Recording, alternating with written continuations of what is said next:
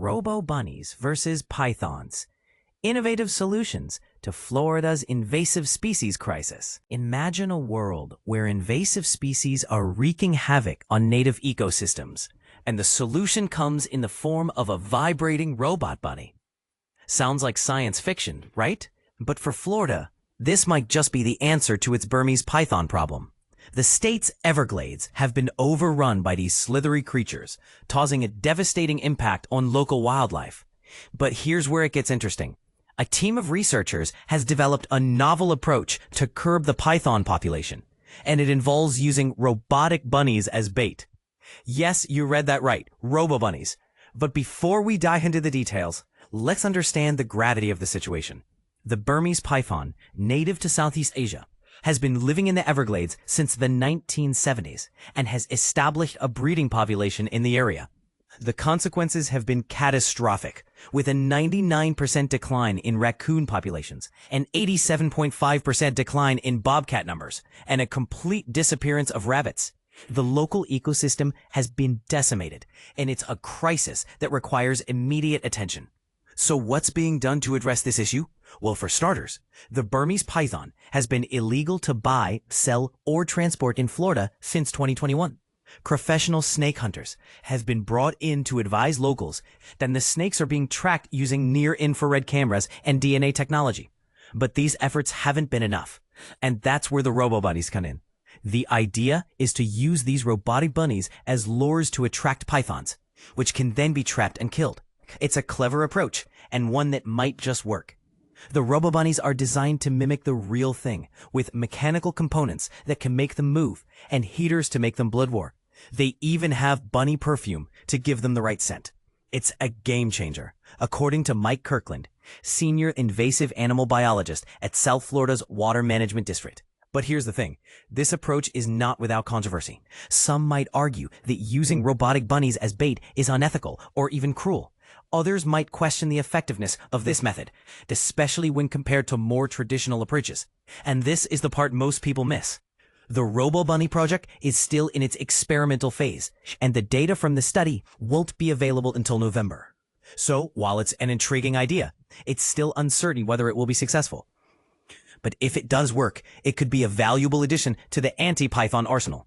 As Kirkland notes, a multi-pronged strategy is the best path forward, and the Robo-Bunnies might just be the key to mitigating the effects of the python population on the local ecosystem.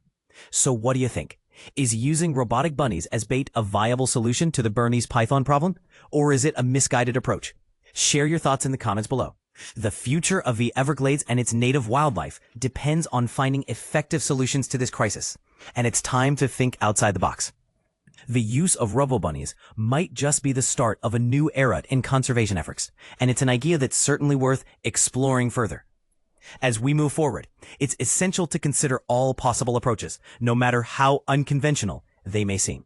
The fate of the Everglades and its inhabitants depends on it. Florida Python Challenge 2025, record participation and python removal. Florida's Everglades are under siege from a silent, slithery invader, and the 2025 Florida Python Challenge became a high-stakes battle to curb the crisis. But here's where it gets controversial. Can a 10-day hunting competition truly make a dent in a decades-old ecological disaster? Let's dive into the numbers, the prizes, and the bigger debate simmering beneath the surface. Nearly 1,000 snake hunters, including participants from 30 U.S. states and Canada, descended on South Florida for the 2025 challenge, which wrapped up on July 20th. With $25,000 in prize money up for grabs, split across professional, novice, and military categories, the event drew its largest crowd yet, surpassing last year's 857 participants. Lisa Thompson of the Florida Fish and Wildlife Conservation Commission, FWC, confirmed winners will be announced once data is verified, with the grand prize of $10,000 going to the person who caught the most pythons. The stakes are high for good reason. Burmese pythons, now entrenched in the Everglades, have decimated native wildlife.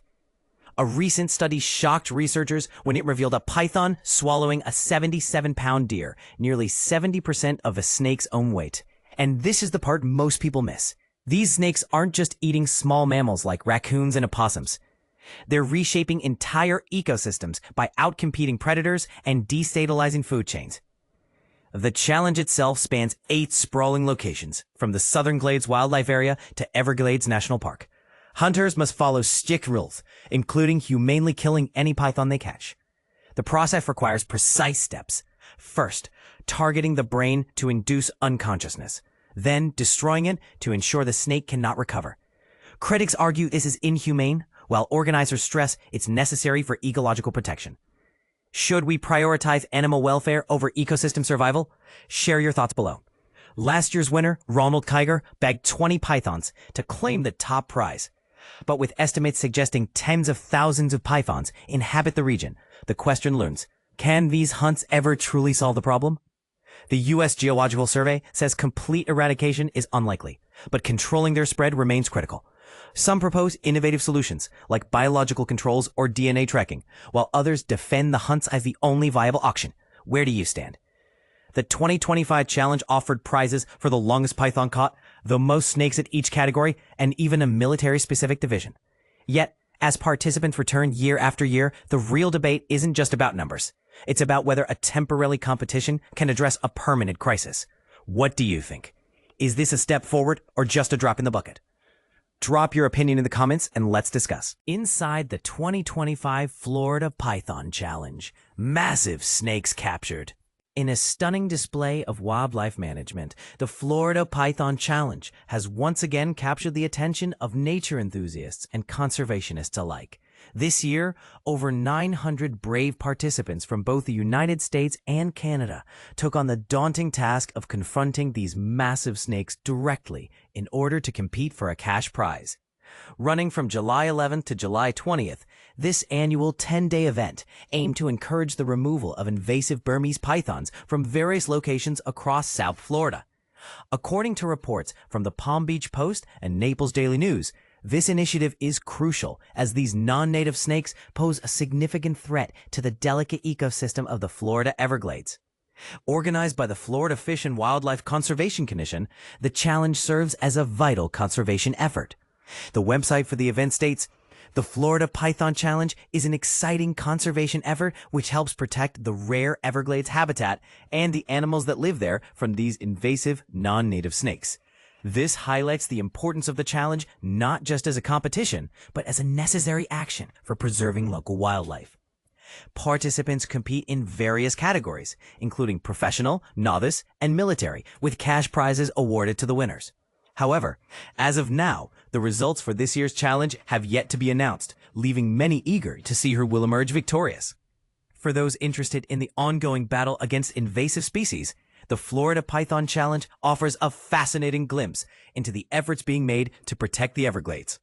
So, what do you think about the effectiveness of such competitions in wildlife conservation? Are they a necessary tool, or do they raise ethical concerns? Share your thoughts in the comments below.